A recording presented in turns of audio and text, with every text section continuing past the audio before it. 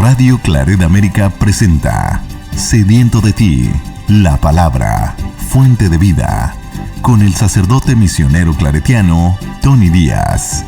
Reflexiones diarias del Evangelio. Aquí iniciamos. Bienvenidos, hermanos, a nuestras reflexiones bíblicas de las lecturas del día. Hoy es martes de la 18ª semana del tiempo ordinario. Martes de la 18ª semana del tiempo ordinario.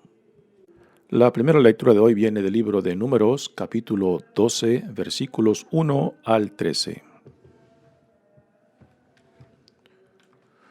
En aquellos días, María y Aarón criticaron a Moisés porque había tomado por esposa a una mujer extranjera. Decían, ¿acaso el Señor le ha hablado solamente a Moisés? ¿Acaso no nos habla también a nosotros? Y el Señor los oyó. Moisés era el hombre más humilde de la tierra. De repente el Señor les dijo a Moisés, a Aarón y a María, vayan los tres a la tienda de la reunión.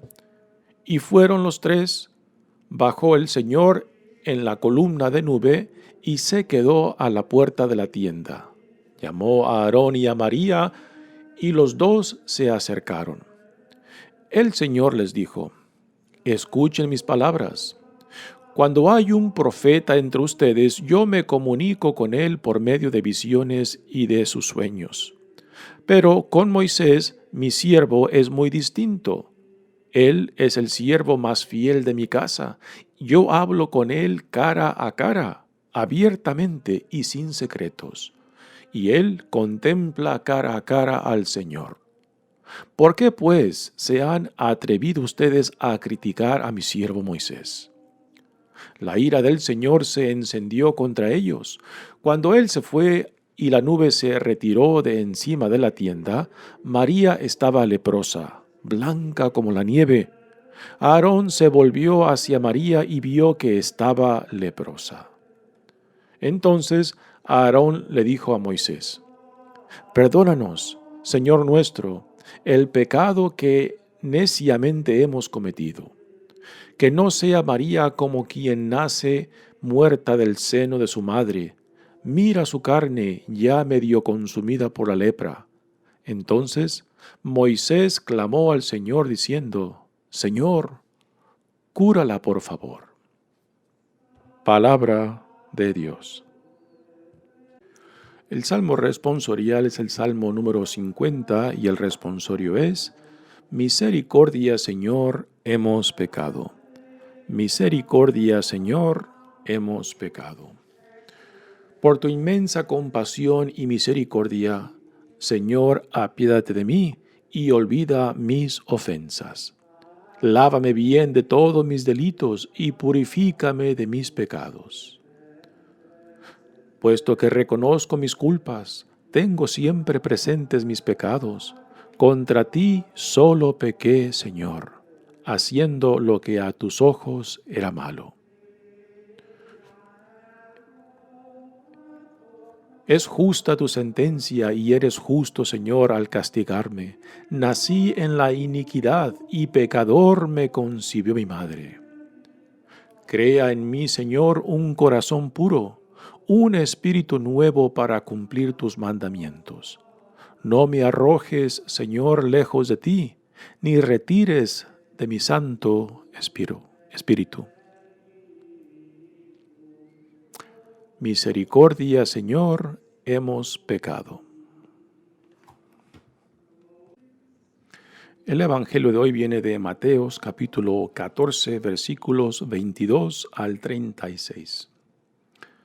En aquel tiempo, inmediatamente después de la multiplicación de los panes, Jesús hizo que sus discípulos subieran a la barca. Se dirigieron a la otra orilla, mientras él despedía a la gente. Después de despedirla, subió al monte a solas para orar. Llegada la noche, estaba él solo allí. Entretanto, la barca iba ya muy lejos de la costa y las olas la sacudían, porque el viento era contrario. A la madrugada, Jesús fue hacia ellos caminando sobre el agua. Los discípulos, al verlo andar sobre el agua, se espantaron y decían: «¡Es un fantasma!», y daban gritos de terror. Pero Jesús les dijo enseguida: «Tranquílense y no teman, soy yo». Entonces le dijo Pedro: «Señor, si eres tú, mándame ir a ti caminando sobre el agua». Jesús le contestó: «Ven». Pedro bajó de la barca y comenzó a caminar sobre el agua hacia Jesús. Pero al sentir la fuerza del viento, le entró miedo. Comenzó a hundirse y gritó: «¡Sálvame, Señor!». Inmediatamente Jesús le tendió la mano, lo sostuvo y le dijo: «Hombre de poca fe, ¿por qué dudaste?». En cuanto subieron a la barca, el viento se calmó. Los que estaban en la barca se postraron ante Jesús, diciendo: «Verdaderamente tú eres el Hijo de Dios». Terminada la travesía, llegaron a Genesaret. Apenas lo reconocieron los habitantes de aquel lugar, pregonaron la noticia por toda la región y le trajeron a todos los enfermos. Le pedían que los dejara tocar siquiera el borde de su manto, y cuantos lo tocaron quedaron curados. Palabra del Señor. Muy bien, damos comienzo a nuestra reflexión de las lecturas de hoy. Continuamos leyendo del libro de Números. Este es el cuarto libro del Pentateuco, los primeros 5 libros del Antiguo Testamento que se le atribuyen a Moisés.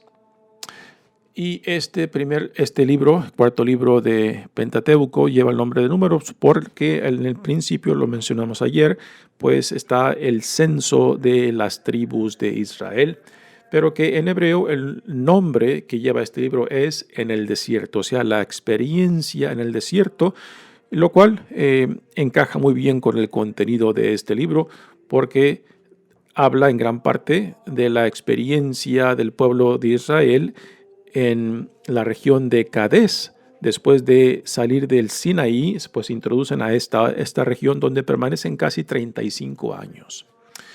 Y aquí ahora tenemos una situación muy interesante entre Moisés, María y Aarón, que son hermanos de Moisés. Y María y Aarón se quejan entre ellos acerca de Moisés porque parece que Dios pues tiene cierto predilecto por Moisés y ellos se sienten como que son echados de menos porque no tienen el mismo privilegio que tiene Moisés. Así que María y Aarón se quejan entre ellos y parece que es María la que empieza el quejarse y empezar a hablar mal de Moisés, y Aarón simplemente pues le sigue la corriente. Y es por eso que después Dios se entera de este murmurar de María y Aarón en contra de Moisés, y es a María a quien Dios castiga con la lepra. Dice la lectura: en aquellos días María y Aarón criticaron a Moisés porque había tomado por esposa a una mujer extranjera. La esposa de Moisés es Séfora, que es hija de Jetro. Cuando Moisés huye del faraón después de que mató a un egipcio, tratando de intervenir por uno de sus hermanos hebreos, pues Moisés huye y llega a esta región donde se encontraba la familia de quien ahora es esposa de él. La esposa es Séfora y el padre es Jetro, con quien Moisés entró en familia al casarse con ella. Jetro no es judío y por tanto Séfora no es judía, y esto es lo que le critican, pero la esposa de Moisés, él la tomó como esposa mucho antes de que Dios lo llamara. Así que esta queja, este murmurar, este chismear de María y Aarón acerca de la esposa de Moisés, en realidad no es el tema principal. El tema principal es de que ellos María y Aarón se sienten como de segunda clase y se comparan con Moisés. Moisés es un hombre privilegiado por Dios, ¿no? Es el único a quien Dios permite de que hable con él cara a cara. A diferencia de los profetas que vendrán después, que reciben visiones o en sueños que se comunica Dios con ellos, este no es el caso de Moisés. Moisés habla directamente con Dios, ¿no? Y parece que María y Aarón pues sienten de que son hechos de menos. Y este murmurar y este criticar a Moisés pues es en realidad es de donde viene esta crítica, de que se sienten como de segunda clase. Y esto pues llega a los oídos del Señor y después Dios los llama para pedirle cuentas. Dice, decían, ¿acaso el Señor le ha hablado solamente a Moisés? ¿Acaso no nos ha hablado también a nosotros? Y el Señor los oyó. Moisés era el hombre más humilde de la tierra, así que a pesar de ese gran privilegio que Moisés tenía con Dios, parece que no se le subía la cabeza, no se hacía la persona más importante. Parece que Moisés tenía una actitud muy humilde, a pesar del gran privilegio que Dios le había dado de hablar con Dios cara a cara y no por medio de intermediarios o no por medio de sueños o visiones, sino directamente con Dios. De repente el Señor les dijo a Moisés, a Aarón y a María, vayan los tres a la tienda de la reunión. Y fueron los tres. Bajó el Señor en la columna de nube, nuevamente aquí está la columna de nube que es símbolo de la presencia de Dios, y se quedó a la puerta de la tienda. Llamó a Aarón y a María, así que Aarón y María entran a la tienda de la reunión y ahí Dios se dirige a ellos. El Señor les dijo, escuchen mis palabras, cuando hay un profeta entre ustedes, yo me comunico con él por medio de visiones y de sueños.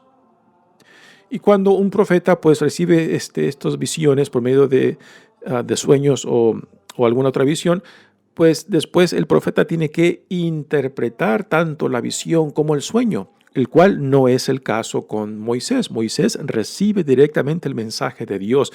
En esto no hay interpretación, simplemente es transmitir lo que Dios le ha comunicado a Moisés. Sin embargo, con los profetas es muy diferente. Pero con Moisés, mi siervo, dice, es muy distinto. Él es el siervo más fiel de mi casa. Yo hablo con él cara a cara, abiertamente y sin secretos. Y él contempla cara a cara al Señor. ¿Por qué, pues, se han atrevido ustedes a criticar a mi siervo Moisés? Así que aquí está el punto crucial del por qué Dios se enfada con María y Aarón. Porque están cuestionando la decisión de Dios, están cuestionando el privilegio que Dios, por voluntad de Dios, le ha dado a Moisés.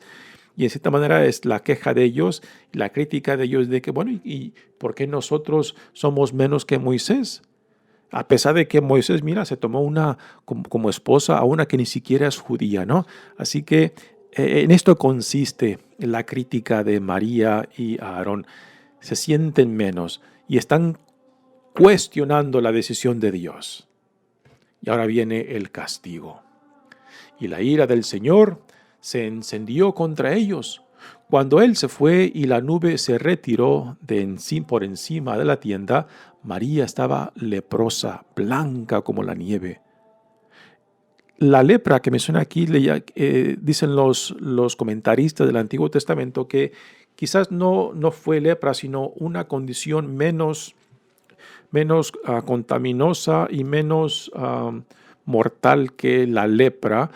Se le llama la lepra blanca, que repito que según los comentaristas del Antiguo Testamento dicen que quizás no era lo que hoy en día se clasifica como lepra, sino algo menos crítico, algo menos contagioso y no de muerte, de que era algo más temporal.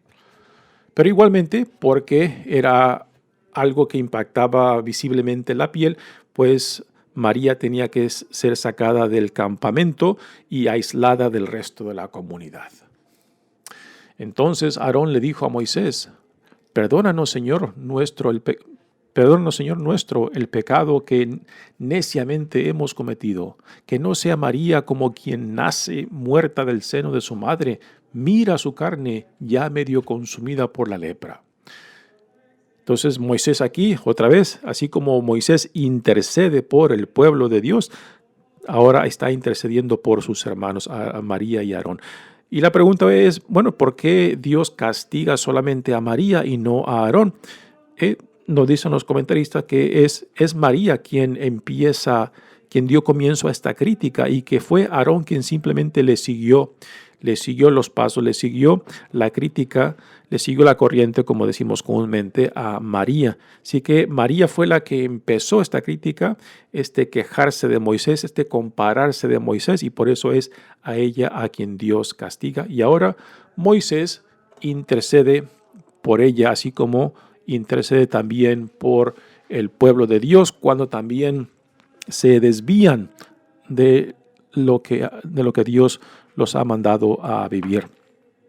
Así que nuevamente Moisés hace su papel de intercesor, pero ahora por su hermana, que Dios la ha castigado por su crítica de Moisés.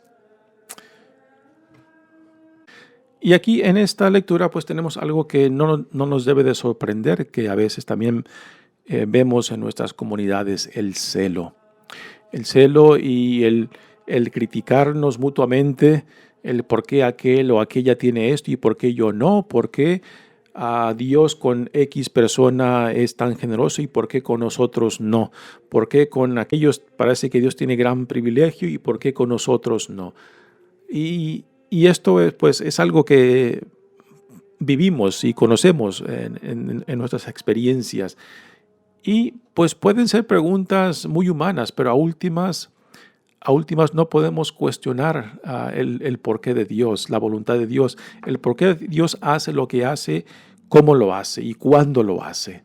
A últimas, estas son decisiones de Dios. ¿Y quién soy yo? ¿Quiénes somos nosotros para cuestionar la decisión de Dios? De que por qué Dios le dio ese privilegio tan especial y particular a Moisés. Primeramente porque fue voluntad de Dios y también porque Moisés, según nos lo describe aquí en el Pentateuco, es un hombre humilde, a quien no se le ha subido ese privilegio a la cabeza y sigue siendo la persona que es, con humildad, que no pretende presentarse como superiores a otros, ¿no? Y esto fue parte de la crítica de María y Aarón, que querían igualarse a Moisés, de que cuestionaban el por qué Dios no les daba ese mismo privilegio, ese mismo lugar, ¿no? Bueno, es cuestión de Dios, punto. Pero sí, son experiencias de envidia, experiencias de crítica que vemos muy comúnmente entre nosotros. Muy bien, pasemos ahora al Evangelio de hoy, que sigue justamente después de la multiplicación de los panes. Jesús finalmente tiene la oportunidad de estar en un lugar solitario para estar en oración con Dios. Finalmente se lleva a cabo la intención por la cual él buscó este lugar solitario para estar con Dios después de que alimentó a la multitud y los dejó ir. Después también manda a sus discípulos que se embarquen antes que él, mientras que él se va a un lugar solitario.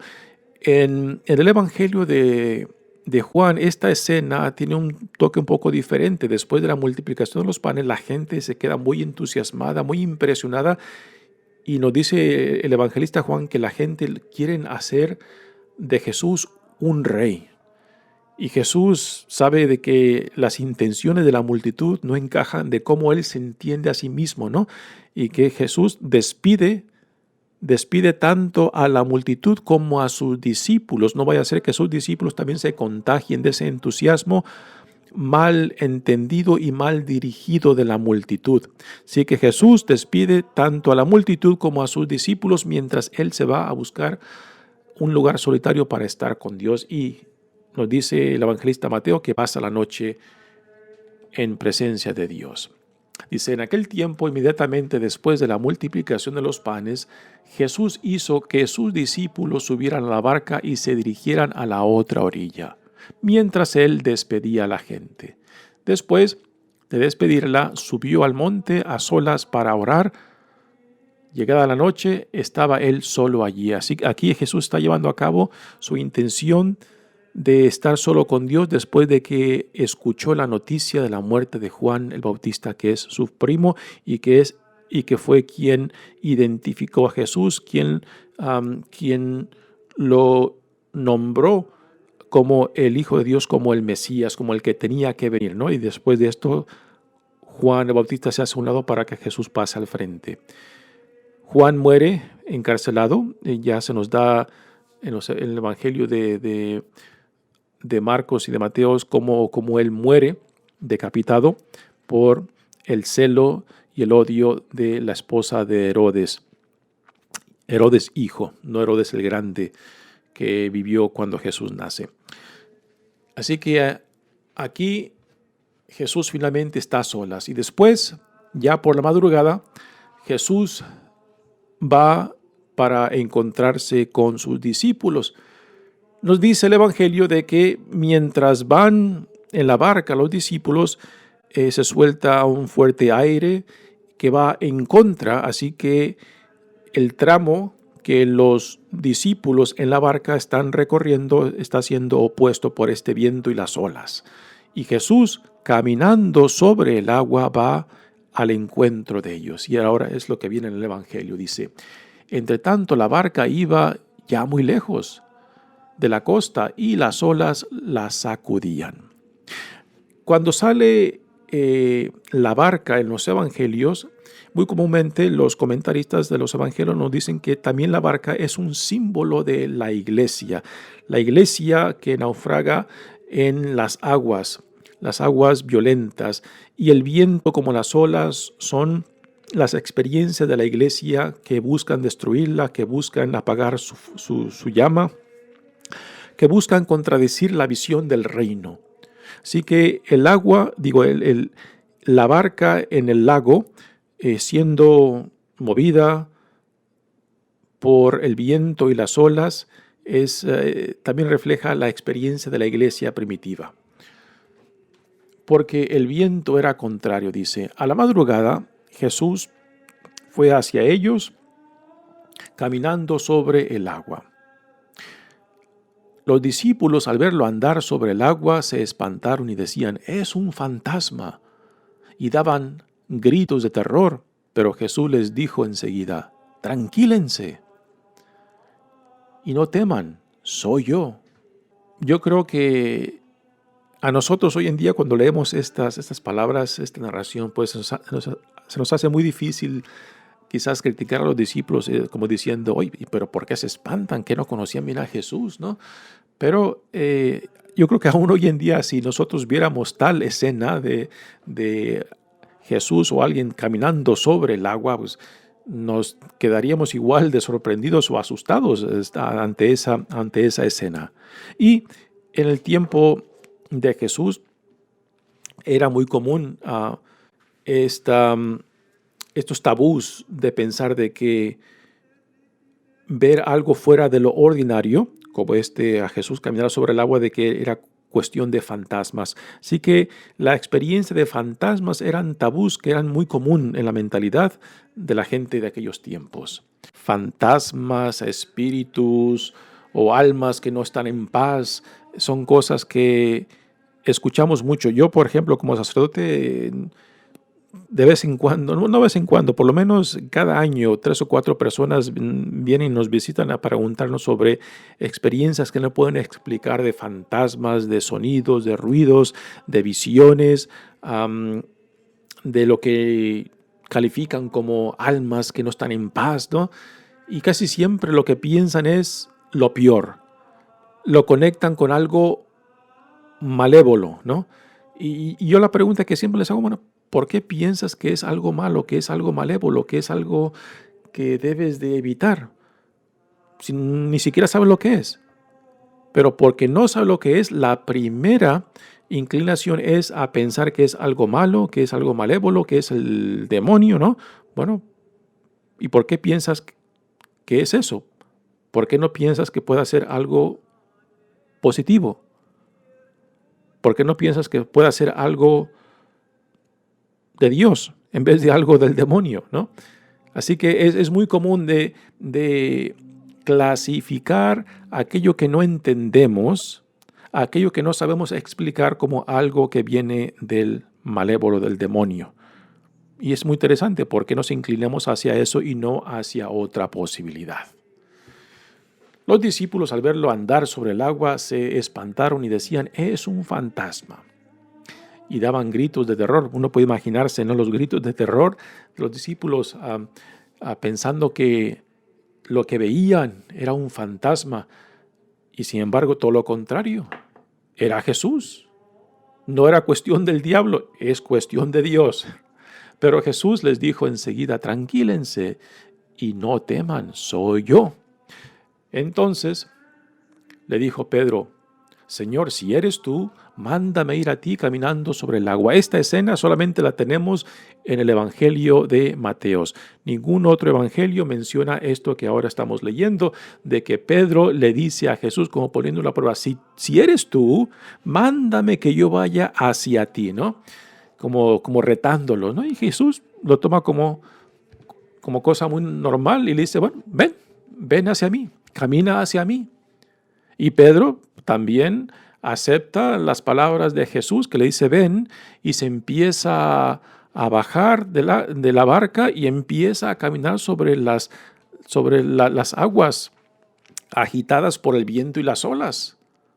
Y empieza a caminar sobre el agua, pero después ocurre algo muy interesante. Pedro quita la vista de Jesús, de aquel que lo ha llamado, de aquel que le ha dicho ven. Y se enfoca en el viento, en las olas, en el agua que ahora lo está apaleando. Y al despegar la vista de aquel que lo ha llamado, que le ha dicho ven, entonces Pedro se deja consumir por el miedo, lo cual es una experiencia también, yo creo que muy familiar para nosotros, de que cuando despegamos la vista, de que cuando nos alejamos de aquel que nos llama, de que cuando desconfiamos de aquel que nos ha llamado, entonces nos entra el miedo paralizante. Y dejamos de que ese ambiente en el cual nos encontramos pues nos paralice, nos ahogue y apague toda posibilidad de lo que sabemos que en Dios es posible. Así que esta experiencia de Pedro, yo creo que la mayoría de nosotros la hemos conocido, ¿no? Cuando despegamos la vista de aquel que nos llama, cuando nos soltamos de la mano de aquel que nos ha agarrado, cuando desconfiamos de aquel que no solamente nos ha llamado a la vida, sino también a este caminar en Cristo. Así que Pedro se empieza a hundir cuando se deja impactar más por el viento, las olas y el agua y se empieza a hundir. Y da el grito, Señor, sálvame. Son palabras muy lindas también de Pedro, ¿no? Señor, sálvame, ¿no?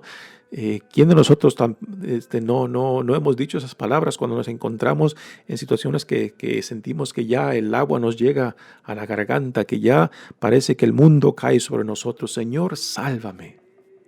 Y Jesús estrecha su mano para agarrarlo, lo levanta y le dice, hombre de poca fe, ¿por qué dudaste? ¿Por qué dudaste? ¿Por qué quitaste la vista de mí? ¿Por qué diste más importancia al viento, a las olas, al agua, y no a mí que te había dicho, ven, confía en mí? Así que Pedro vive esta experiencia muy impresionante. Yo creo que una experiencia que lo marcó para el resto de su vida y debe ser una experiencia que también nos marca a nosotros, que cuando despegamos la vista, que cuando nos soltamos de la mano de Dios es cuando más nos perdemos, cuando más quedamos confundidos, cuando más quedamos dislocados, ¿no? Sálvame, Señor, dice Pedro. Inmediatamente Jesús le tendió la mano, lo sostuvo y le dijo, hombre de poca fe, ¿por qué dudaste? En cuanto subieron a la barca, el viento se calmó. Otro detalle muy interesante, en cuanto subieron a la barca, el viento se calmó. La barca es símbolo de la iglesia cuando Cristo está dentro de la iglesia, cuando Cristo es central a la iglesia, ¿no? Entonces entendemos claramente la misión, entonces entendemos claramente el por qué somos iglesia y para qué somos iglesia. Cuando Cristo no está en el centro, cuando Cristo no es quien nos guía, quien nos ilumina, que a veces quien nos va jalando, ¿no? Pues entonces es cuando más empezamos a paralizarnos ante los retos de la vida, ante los retos del mundo también. Apenas lo reconocieron los habitantes de aquel lugar, pregonaron la noticia por toda la región nuevamente, la gente se entera que ha llegado a Genezaret y otra vez empiezan a correrse la voz, está aquí, traigámosle nuestros enfermos. Así que nuevamente la muchedumbre crece en torno a Jesús por la gran necesidad que hay de tanta gente. Pero la pregunta también que nos debe salir a nosotros en torno a esta multitud, ¿no? ¿Qué es lo que la gente buscaba cuando buscaban a Jesús? ¿Buscaban solamente la sanación, lo cual es algo muy real, muy concreto? ¿Buscaban solamente el milagrito? ¿No? ¿O tendrían también inquietud y deseo de recibir lo que Jesús les quería dar? El reino. Si tenían interés también en el mensaje del reino, el reino que Dios estaba inaugurando en él, o simplemente iban por el milagrito. Y para mucha gente a veces la relación con Dios, su sentido de religión, a veces simplemente está reducido a eso, a ver qué es lo que Dios puede hacer por mí. Cómo Dios puede resolver mi problema como si esa fuera la única función de Dios. Y la única función de Dios no es simplemente resolver problemas. La función de Dios fundamentalmente es la relación de intimidad y confianza con Él. Es el reino de Dios que Dios viene a anunciarnos, a presentarnos, a invitarnos a Él. Y es dentro de esta experiencia de sabernos como ciudadanos de este reino donde se vive no solamente la relación, sino también donde se viven estas experiencias de milagros por medio de la fe. Mi nombre es Padre Tony Díaz, misionero claretiano. Que Dios los bendiga. Radio Claret América presentó Sediento de ti, la palabra. Fuente de vida. Sus comentarios son importantes. Contáctenos en radioclaretamerica@gmail.com.